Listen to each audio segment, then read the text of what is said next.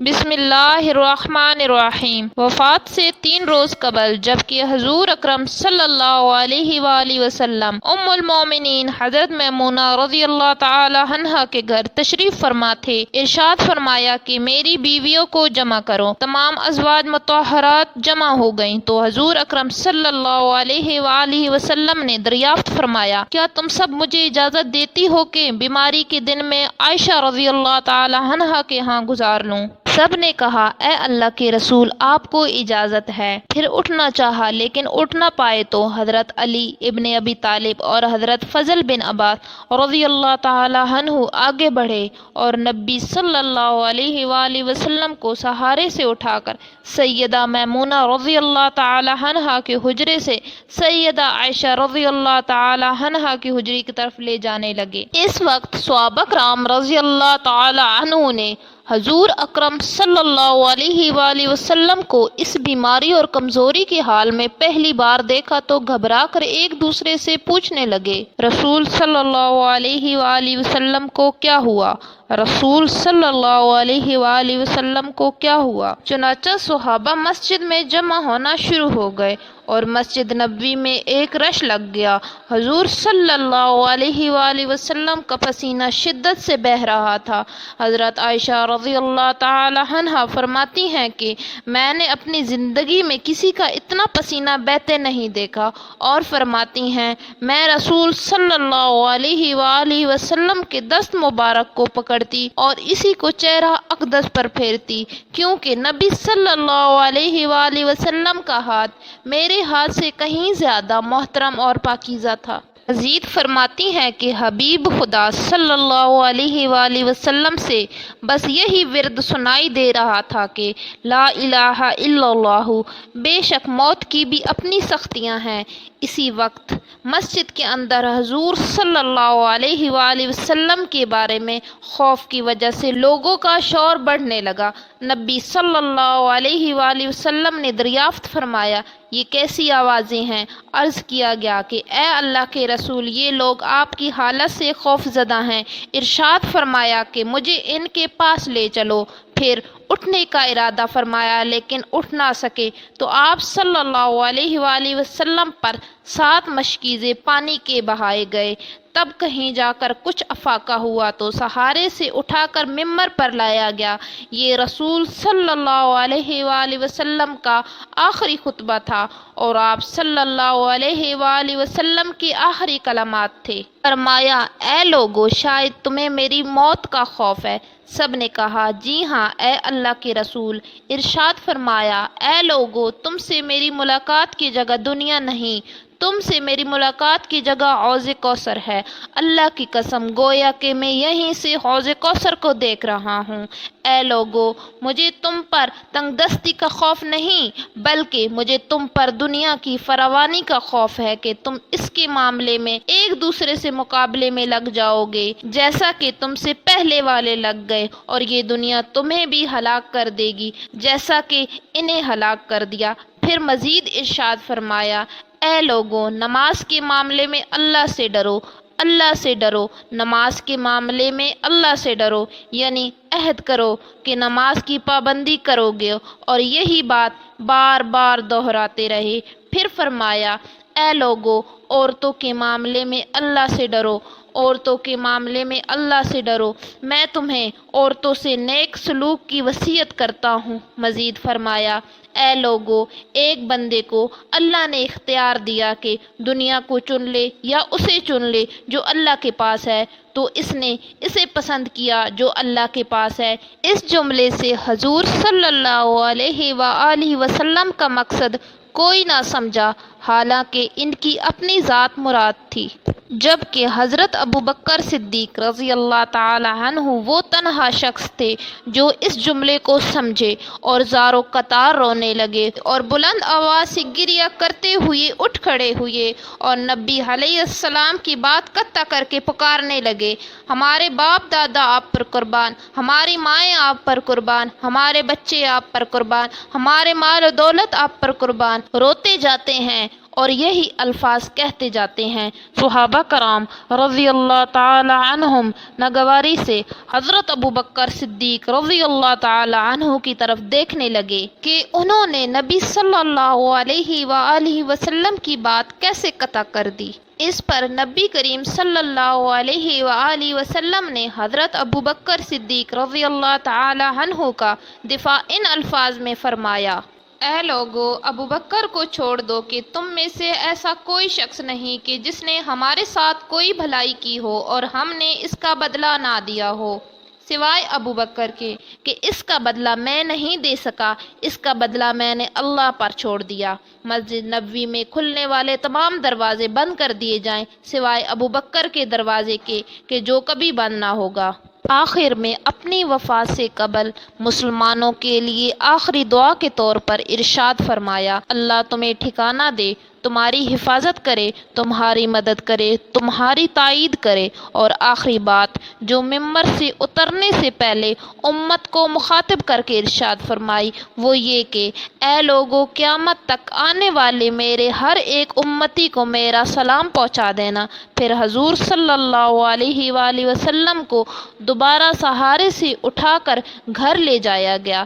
اسی وقت حضرت عبد الرحمن بن ابی بکر رضی اللہ عنہ خدمت اقدس میں حاضر ہوئے اور ان کے ہاتھ میں مسواک تھی۔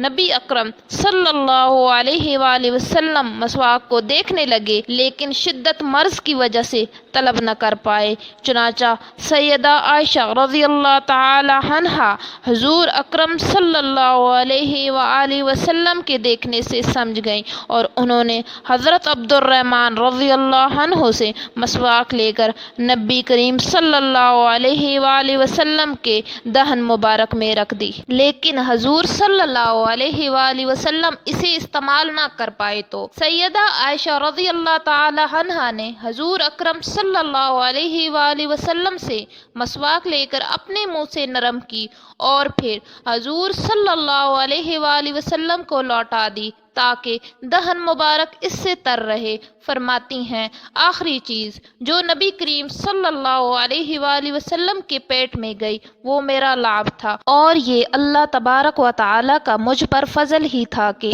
اس نے وصال سے قبل میرا اور نبی کریم صلی اللہ علیہ وآلہ وسلم کا لعاب دہن یکجا کر دیا۔ ام المؤمنین حضرت عائشہ صدیقہ رضی اللہ تعالی عنہا مزید ارشاد فرماتی ہیں پھر آپ صلی اللہ علیہ وآلہ وسلم کی بیٹی فاطمہ تشریف لائیں اور آتی ہی رو پڑی کہ نبی کریم صلی اللہ علیہ وآلہ وسلم اٹھ نہ سکے، کیونکہ نبی کریم صلی اللہ علیہ وآلہ وسلم کا معمول تھا کہ جب بھی فاطمہ رضی اللہ تعالی عنہا تشریف لاتی حضور اکرم صلی اللہ علیہ وآلہ وسلم ان کے ماتھے پر بوسہ دیتے تھے۔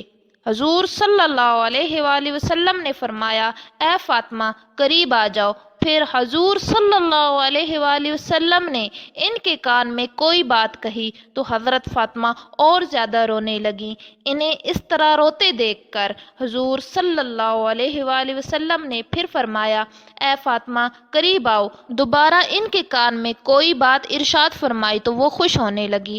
حضور اکرم صلی اللہ علیہ وآلہ وسلم کے وصال کے بعد میں نے سیدہ فاطمہ رضی اللہ تعالی عنہا سے پوچھا تھا کہ وہ کیا بات تھی جس پر روئی اور پھر خوشی کا اظہار کیا تھا۔ سیدہ فاطمہ رضی اللہ تعالی عنہا کہنے لگی کہ پہلی بار جب میں قریب ہوئی تو فرمایا فاطمہ میں آج رات اس دنیا سے کوچ کرنے والا ہوں، جس پر میں رو دی۔ جب انہوں نے مجھے بے تحاشا روتے دیکھا تو فرمانے لگے فاطمہ میرے اہل خانہ میں سے سب سے پہلے تم مجھ سے آ ملو گی، جس پر میں خوش ہو گئی۔ سیدہ عائشہ رضی اللہ تعالی عنہا فرماتی ہیں حضور صلی اللہ علیہ وآلہ وسلم نے سب کو گھر سے باہر جانے کا حکم دے کر مجھے فرمایا عائشہ میرے قریب آ جاؤ۔ حضور صلی اللہ علیہ وآلہ وسلم نے اپنی زوجہ مطہرہ کے سینے پر ٹیک لگائی اور ہاتھ آسمان کی طرف بلند کر کے فرمانے لگے، مجھے وہ اعلیٰ و عمدہ رفاقت پسند ہے، میں اللہ کے انبیاء،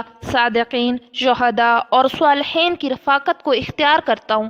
صدیقہ عائشہ رضی اللہ تعالی عنہا فرماتی ہیں، میں سمجھ گئی کہ انہوں نے آخرت کو چن لیا ہے۔ جبرائیل علیہ السلام خدمت اقدس میں حاضر ہو کر گویا ہوئے، یا رسول اللہ، ملک الموت دروازے پر کھڑے شرف باریابی چاہتے ہیں۔ آپ سے پہلے انہوں نے کسی سے اجازت نہیں مانگی۔ آپ علیہ الصلاۃ والسلام نے فرمایا، جبرائیل اسے آنے دو۔ ملک الموت نبی کریم صلی اللہ علیہ وآلہ وسلم کے گھر میں داخل ہوئے اور کہا، السلام علیک یا رسول اللہ، مجھے اللہ نے آپ کی چاہت جاننے کے لیے بھیجا ہے کہ آپ دنیا ہی میں رہنا چاہتے ہیں یا اللہ سبحانہ و تعالیٰ کے پاس جانا پسند کرتے ہیں۔ فرمایا، مجھے اعلیٰ و عمدہ رفاقت پسند ہے، مجھے اعلیٰ و عمدہ رفاقت پسند ہے۔ ملک الموت حضور صلی اللہ علیہ وآلہ وسلم کے سرہانے کھڑے ہوئے اور کہنے لگے، اے پاکیزہ روح، اے محمد بن عبداللہ کی روح، اللہ کی رضا و خوشنودی کی طرف روانہ ہو، راضی ہو جانے والے پروردگار کی طرف جو غضبناک نہیں۔ سیدہ عائشہ رضی اللہ تعالی عنہا فرماتی ہیں، پھر نبی کریم صلی اللہ علیہ وآلہ وسلم کا ہاتھ نیچے آن رہا اور سر مبارک میرے سینے پر بھاری ہونے لگا۔ میں سمجھ گئی کہ حضور صلی اللہ علیہ وآلہ وسلم کا وصال ہو گیا۔ مجھے اور تو کچھ سمجھ نہیں آیا، سو میں اپنے حجرے سے نکلی اور مسجد کی طرف کا دروازہ کھول کر کہا، رسول صلی اللہ علیہ وآلہ وسلم کا وصال ہو گیا۔ مسجد آہوں اور نالوں سے گونجنے لگی۔ حضرت علی رضی اللہ تعالی عنہ جہاں کھڑے تھے وہیں بیٹھ گئے، پھر ہلنے کی طاقت تک نہ رہی۔ ادھر عثمان بن عفان رضی اللہ تعالی عنہ معصوم بچوں کی طرح ہاتھ ملنے لگے اور سیدنا عمر رضی اللہ تعالی عنہ تلوار بلند کر کے کہنے لگے، خبردار، جو کسی نے کہا رسول صلی اللہ علیہ وآلہ وسلم وفات پا گئے ہیں، میں ایسے شخص کی گردن اڑا دوں گا۔ میرے آقا تو اللہ تعالی سے ملاقات کرنے گئے ہیں، جیسے موسیٰ علیہ السلام اپنے رب سے ملاقات کو گئے تھے، وہ لوٹ آئیں گے، بہت جلد لوٹ آئیں گے۔ اب جو وفات کی خبر اڑائے گا میں اسے قتل کر ڈالوں گا۔ اس موقع پر سب سے زیادہ ضبط برداشت اور صبر کرنے والی شخصیت سیدنا ابوبکر صدیق رضی اللہ تعالی عنہ کی تھی۔ آپ حجرہ نبوی میں داخل ہوئے، رحمت دو عالم صلی اللہ علیہ وآلہ وسلم کی سینہ مبارک پر سر رکھ کر رو دیے، کہہ رہے تھے، میرا پیارا دوست، میرا مخلص ساتھی، میرا محبوب، میرا نبی۔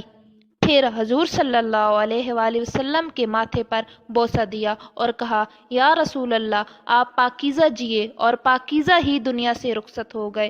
سیدنا ابوبکر صدیق رضی اللہ تعالی عنہ باہر آئے اور خطبہ دیا، جو شخص محمد صلی اللہ علیہ وآلہ وسلم کی عبادت کرتا ہے، سن رکھے، حضور صلی اللہ علیہ وآلہ وسلم کا وصال ہو گیا، اور جو اللہ کی عبادت کرتا ہے وہ جان لے کے اللہ تعالیٰ کی ذات ہمیشہ زندگی والی ہے جسے موت نہیں۔ سیدنا عمر رضی اللہ تعالی عنہ کے ہاتھ سے تلوار گر گئی۔ عمر رضی اللہ تعالی عنہ فرماتے ہیں، پھر میں کوئی تنہائی کی جگہ تلاش کرنے لگا جہاں اکیلا بیٹھ کر روں۔ حضور صلی اللہ علیہ وآلہ وسلم کی تدفین کر دی گئی۔ سیدہ فاطمہ رضی اللہ تعالی عنہا فرماتی ہیں، تم نے کیسے گوارا کر لیا کہ نبی صلی اللہ علیہ وآلہ وسلم کے چہرے انور پر مٹی ڈالو؟ پھر کہنے لگیں، میرے پیارے ابا جان اپنے رب کے بلاوے پر چل دیے، میرے پیارے ابا جان جنت الفردوس میں اپنے ٹھکانے کو پہنچ گئے، میرے پیارے ابا جان۔